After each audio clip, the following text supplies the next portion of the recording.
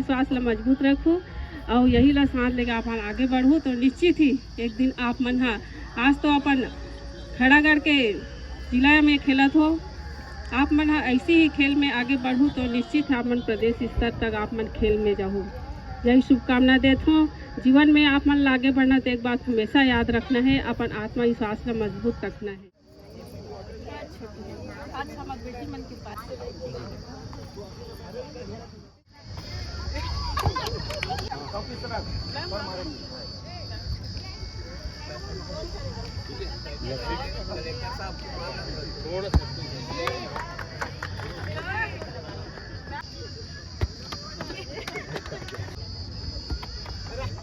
आज के लिए जो क्या बोलना चाहते हैं, जो कार्यक्रम हो रहा है उसके लिए?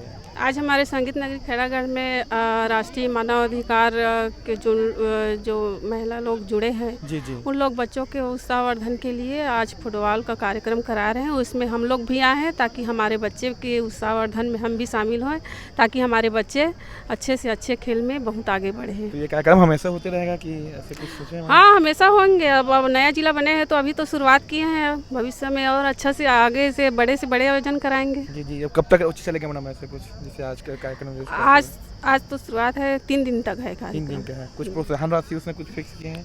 हाँ, देंगे ना जी। क्या राशि रहेगा मैडम ऐसे कुछ? अभी तो नहीं बता पाएंगे, लेकिन है प्रोत्साहन राशि। जी, क्या बोलना चाहते हैं? जिला बनने के बाद पहली बार ऐसा अपने बच्चे लोग के लिए फुटबॉल मैच हो रहा है। बहुत अच्छी बात है, मैं इनको शुभकामना दे चुका हूँ जी जी, और आगे के लिए बोल दिया हूँ कि भाई इस प्रकार के आयोजन हमेशा आप करते रहें। जी जी, बहुत अच्छी बात है, ये उत्साहवर्धन बच्चों का होता है और जिले में इस तरह के कार्यक्रम हमेशा होना चाहिए। Thank you sir. आज के लिए जो कार्यक्रम हो रहे, छोटे बच्चे लोग सब भाग ले रहे हैं, मैडम उसके लिए क्या कहना चाहते हैं आप? ये ज़िले में एक हमारे यहाँ अंतर्राष्ट्रीय मानवाधिकार संगठन कार्यरत है जी जी, और उनके द्वारा विविध प्रकार के कार्यक्रम समय समय पे किए जाते हैं और जब भी पुलिस विभाग के साथ इन लोग सपोर्ट चाहते हैं तो हम लोग हमेशा से तत्पर होकर बराबरी से इनको सहयोग करते हैं किसी भी इवेंट को कराने में। खासतौर से यातायात जागरूकता के कार्यक्रम और नशे से दूर रहने के कार्यक्रम इनके द्वारा आयोजित किए जाते हैं और उनमें हम इनका प्रॉपर सपोर्ट करते हैं। तो मैम इसका रिस्पांस कैसा मिल रहा है? जैसे जिला बनने के बाद मैम के द्वारा सब आप लोग अभी अच्छा रिस्पांस मिल रहा है, लेकिन चूंकि प्रारंभिक स्तर पर है तो भविष्य में इसका जो है भव्य आयोजन और अधिक होने का इसमें हमको संभावना दिखता है। अभी हम लोग मैम से मिलने के लिए आए हुए थे और बहुत दिनों से मैम से मिलने के लिए प्रयास कर रहे थे, लेकिन मैम तो बहुत बिजी रहती है तो मिलना हो नहीं पा रहा था। मैम से कल आके कीमती समय लेने के लिए अपन बात किए थे, तब जाके मैम राजी हुई थी। और खैरागढ़ का जिला बनने के बाद मैम के द्वारा बहुत सारे ऐसे कार्य किए जा रहे हैं जो चीज़ को लोगों तक पहुंचाने की हम लोग कोशिश करेंगे। यही चीज़ जानने के लिए हम मैम के पास आए हुए हैं और आगे की जानकारी हम लोग मैम से लेंगे। मैम पहले तो आप अपना पूरा परिचय दीजिए। जय हिंद, जय छत्तीसगढ़। मैं रानी राजलक्ष्मी तिवारी, प्रदेश अध्यक्ष अंतर्राष्ट्रीय मानवाधिकार सामाजिक न्याय संगठन। सर्वप्रथम तो अपने प्रभु का धन्यवाद अदा करना चाहती हूँ कि उन्होंने मुझे इस तरीके से सेवा करने का अवसर हमारे संगठन के माध्यम से मुझे दिया है। तो मैम अभी जो संगठन से जुड़े हैं उसके बारे में कोई डिटेल बताइए। जी जी, हमारा जो अंतर्राष्ट्रीय मानवाधिकार सामाजिक न्याय संगठन है, इसका उद्देश्य ही है मानव के मूलभूत अधिकारों की रक्षा करना, समाज में जागरूकता उत्पन्न करना, और इसी उद्देश्य से हम कार्य करते हैं। तो मैम अचानक इस संगठन में आपको जुड़ना क्यों पड़ा, ऐसा कुछ कारण? जी जी, मैं इसके बारे में बताना चाहूँगी कि मेरे अंदर ना बचपन से ही माता पिता की प्रेरणा, हमारे परिवार की प्रेरणा से ये भावना थी कि मैं मानव सेवा करूं। और क्योंकि हमेशा यही सुनते आए हैं, चूँकि मैं एक ब्राह्मण फैमिली से भी बिलोंग करती हूँ, कि देने में जो सुख है, तो ये भावना मेरे अंदर शुरू से थी कि मैं मानव सेवा करूँ। और इसी के तहत मैं जैसे ही मैंने 12वीं पास किया, मैं पुलिस विभाग में भी गई, क्योंकि उसका आप सुनते हैं देशभक्ति जन सेवा, इसी बात को ध्यान में रखते हुए। पर उस समय परिस्थितियों शायद मैं वहाँ एडजस्ट नहीं कर पाई और मुझे नहीं लगा कि मैं वहाँ वो कार्य कर पा रही हूँ, तो मैंने फिर अपने पद से त्याग कर दिया था उस टाइम। और आखिर प्रभु की इच्छा थी तो आज फिर उन्होंने मुझे दोबारा यह अवसर प्रदेश अध्यक्ष के रूप में प्रदान कर दिया। मैम ये जो महिला आयोग में संगठन में आए उसके बाद से क्या क्या कार्य अभी कर रहे हैं? जी जी, संगठन में आने के लिए तो सबसे पहले मैं हमारे नवनीत बारस्कर सर का धन्यवाद देना चाहती हूँ, जो हमारे संगठन में प्रदेश स्तर पर हैं। उन्होंने मुझे इस संगठन के बारे में बताया कि मैडम आपको मानव सेवा में अगर इंटरेस्ट है तो आप हमारे संगठन से जुड़ सकती हैं।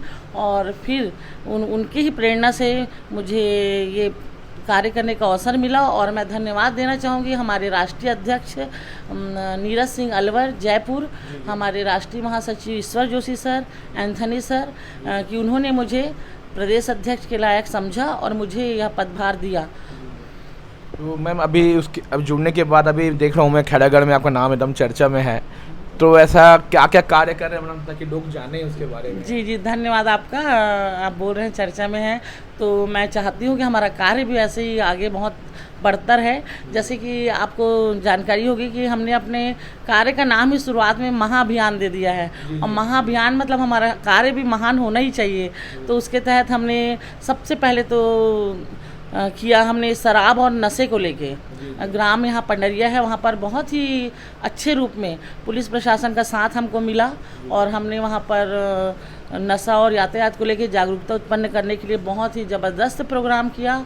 और उसके बाद हेलमेट के लिए हम अपने खुद शहर में हेलमेट या जागरूकता रैली निकाली हमने, बाइक रैली, जिसमें हमारे आदरणीय कलेक्टर साहब गोपाल वर्मा जी और हमारी एसपी मैडम अंकिता शर्मा, हमारी एमएलए मैडम यशोदा नीलांबर वर्मा और पूरा शासन प्रशासन और पूरे लोगों ने, चाहे ब्रह्म कुमारी की दीदियाँ हों, सभी ने हमारा बखूबी साथ दिया। और इसके बाद हमारा भी आपने देखा कि फुटबॉल मैच जो हमने रखा, चूँकि नया जिला बना है और यहाँ खेल की भावना मैं देखती हूँ थोड़ी सी कमी है, तो खेल की भावना और उसके पीछे ना मेरा पर्पस, मेरी सोच ये भी है कि अगर बच्चों में खेल भावना पैदा की जाए तो जो हमारा जिस सबसे बड़ा मेरा जो मुद्दा था नशा, मेरे बचपन से मेरा ये था कि मैं नशे के खिलाफ कुछ लड़ाई लड़ूँ। तो अब एकदम से तो आप हर चीज़ के लिए लड़ नहीं सकते, हमको पूरा सबका साथ चाहिए, पर जागरूकता तो हम ला सकते हैं। तो जागरूकता के तहत मैं सोचती हूँ अगर बच्चे शुरू से खेल भावना में जुड़ जाएं तो वो ना इस चीज़ से दूर रहेंगे, नशे से। तो हमारा उद्देश्य ना, इसलिए मैंने नशा और यातायात के बाद ना खेल को टारगेट किया। फिर मैं अपने नए जिले के शासन प्रशासन को धन्यवाद अदा करना चाहूँगी, पुलिस विभाग को धन्यवाद अदा करना चाहूँगी कि वो हमारा साथ बखूबी हमारे कदम से कदम मिला के चल रहे हैं। मैम जैसे अभी आप कंटिन्यू आप लोग कार्य करते जा रहे हैं, इसके आगे और ऐसा क्या क्या कार्य रहेगा? जी जी बिल्कुल, हमारा अभी पर्यावरण को लेके है, क्योंकि आप समझ रहे हैं पर्यावरण की समस्या कितनी गंभीर समस्या है। तो हमने सोचा है कि हम हर घर में कम से कम 2 पौधे तो दें, और ताकि लोग उसका, हम चाहें तो ऐसे पौधारोपण करके फार्मेलिटी कर सकते हैं, पर हम वो नहीं करेंगे क्योंकि फार्मेलिटी करने के बाद पौधे की देखरेख कोई नहीं करता। तो ये हमारे दिमाग में आया है कि अगर हम हर घर में 2 पौधा देते हैं तो ज़रूर उस पौधे का देखभाल होगा और पर्यावरण में हमारा सहयोग प्रदान होगा। इसके साथ साथ मैं सुना हूँ मैडम महिला काउंसलर है, बहुत आसानी से पूरे कई सालों से रुके हुए कार्य को पूरा कर रहे हैं। जी जी, और उसके लिए मैं फिर से एक बार धन्यवाद देना चाहूँगी यहाँ के पुलिस प्रशासन को कि उन्होंने मुझे काउंसलर के पद पे मनोनीत किया। और जिस तरीके से परिवार टूट रहे हैं आज के डेट में, छोटे छोटे ईगो से, अहम से, वो सबसे बड़ा मुद्दा है परिवार टूटने का, कि हमको इसने ये कह दिया, हमको उसने वो कह दिया। तो अपनी भारतीय संस्कृति का ध्यान में रखते हुए आप बड़ों का सम्मान करना सीखें, लोगों की बातों को रखना सीखें। ज़रूरी नहीं है कि हर बात का विरोध किया जाए, आप अच्छे कार्य से भी सामने वाले का दिल परिवर्तन कर सकते हैं। और ठीक है, मानती हूँ कि बहुत सारी बुराइयां हैं, शराब के कारण भी परिवार टूटता है। तो ये सब चीज़ों को ध्यान में रखते हुए मैं अपना ये भी मिशन जो हम चला रहे हैं, इसमें हमको सहयोग मिलता है। और काउंसलिंग के तहत मैं अपने आप में ना बहुत ही, मैं क्या बताऊँ, उसको सुखद अनुभूति महसूस करती हूँ कि परिवारों को जब मिलाती हूँ ना, हमारा जो महिला सेल मिलाता है, उसके बाद जो अनुभूति होती है, मुझे ऐसा लगता है कि सब कुछ मिल गया। मतलब ये मानव सेवा, मुझे कुछ लोग बोलते हैं कि मैडम आपको सब सेवा के लिए पैसा मिलता है क्या, ये मिलता है क्या? मैं आप सभी को बताना चाहूँगी, पैसा की बात ही नहीं है। पैसे के जुड़ना रहता तो मैं नौकरी ही करते रहती।